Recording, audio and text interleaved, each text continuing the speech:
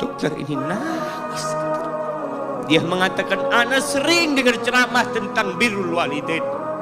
Ana sering mendengarkan tausiah Ustaz tentang berbakti kepada orang tua, tapi ana baru sekarang melihat kebaktian seorang anak sama orang tuanya. Ibunya gila, dia tetap berbakti. Dan dia mengatakan, iya ibu ana nggak tahu sama ana, tapi Allah tahu kalau dia ibu ana. Kita kadang-kala sudah menikah lebih peduli sama istri kita, lebih peduli sama anak-anak kita. Nggak ada hadis yang mengatakan anak itu pintu surga, jemaah. Yang ada itu orang tua pintu surga. Kita peduli sama anak-anak kita. Beli oleh-oleh buat istrinya.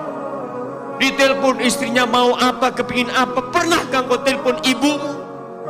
Tanya, Umi kepingin apa Umi? Ana lagi dalam perjalanan Umi. Allah mengatakan, wa wassaynal insana biwalidayhi ihsana. Kata Allah, kami mewasiatkan kepada manusia, memerintahkan kepada manusia agar berbuat baik kepada kedua orang tuanya. Jadi yang nyuruh antum berbuat baik itu bukan paman antum, bukan ustadz, tapi Allah. Allah perintahkan kepada kita untuk berbuat baik sama orang tua. Walaupun orang tua antum kafir. Ada sebagian pertanyaan yang kadang-kala datang mengatakan, Ustadz, buang sama orang tua ana dulu Ustadz. Ana punya bapak menceraikan ibu ana. Ibu ana akhirnya bekerja, bapak ana bekerja, ana dititipkan ke kakek dan nenek. Sekarang ketika ana sukses, bapak ibu ana ingin ana berbakti sama dia. Subhanallah, yang nyuruh antum berbakti bukan bapak ibu antum, tapi yang menciptakan antum yang nyuruh antum berbakti. Cukup tubuh antum itu berasal dari darah orang tua antum. Lalu antum berpikir nggak mau berbakti sama orang tua. Yang orang tuanya jahat sama dia, merasa dizalimin sama orang tua. Orang tua anak pilih kasih Ustaz. Orang tua anak seperti ini, seperti itu. Iya, seburuk apapun orang tuamu, tetap itu orang tuamu. Dan Allah nyuruh kamu berbuat baik sama orang tua. Wallahi jamaah, ada seorang syekh cerita dalam salah satu ceramahnya, cerita tentang seorang dokter perempuan di sana, di Arab sana. Ada seorang anak lelaki bawa ibunya masuk ke dokter ini. Subhanallah, ibunya ini gila, anak-anak muda ini, belum nikah, dia bawa ibunya. Nanti ibunya tersenyum sendiri, ketawa sendiri. Masuk ke ruang dokter itu, mejanya dokter diputerin sama ibunya. Anaknya minta maaf, ya dok, kata dia, sekali-kali nanti ngeliat di televisi dokter itu ada gambarnya Ka'bah. Ibunya ngomong, nak kau, bukan nak ngomong, kamu bohong mat kau bohong sama ibu, katanya mau dibawa umroh ibu, kata dia. Nanti diludahin anaknya, digigit anaknya, nanti kerudungnya ibunya terbuka, dipasangin lagi.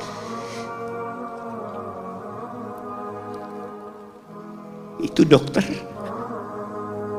tanya sama anaknya, ini sama, kata dia, ibu anak, kata dia,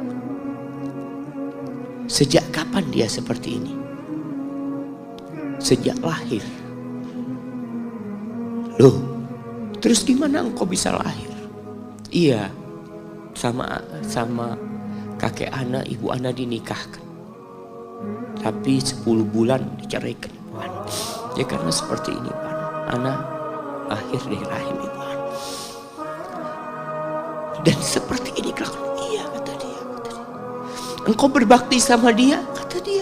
Dia kan nggak kenal sama engkau. Iya, dia nggak tahu sama anak, tapi Allah tahu kalau dia ibu anak. tahu kalau dia ibu anak harus berbakti. Ditanya, ibumu sakit apa? Ibu kena gula. Kata dia, kena ini. Setelah dikasih resep, itu dokter cerita, pasiennya keluar, ditutup pintunya. Dokter ini nangis. Dia mengatakan, ana sering dengar ceramah tentang birrul walidain. Ana sering mendengarkan tausiah ustaz tentang berbakti kepada orang tua. Tapi ana baru sekarang melihat kebaktian seorang anak sama orang tuanya. Ibunya gila, dia tetap berbakti. Dan dia mengatakan, iya ibu ana gak tahu sama ana, tapi Allah tahu kalau dia ibu ana. Dan yang ngasih wasiat supaya kita berbakti sama orang tua itu Allah, jemaah. Apapun yang dilakukan orang tua kita.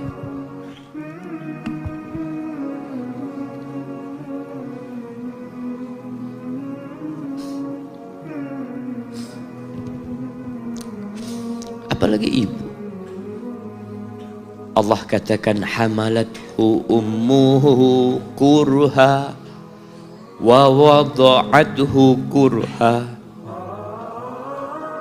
Ibu kita, hamil kita itu dalam kondisi yang sulit.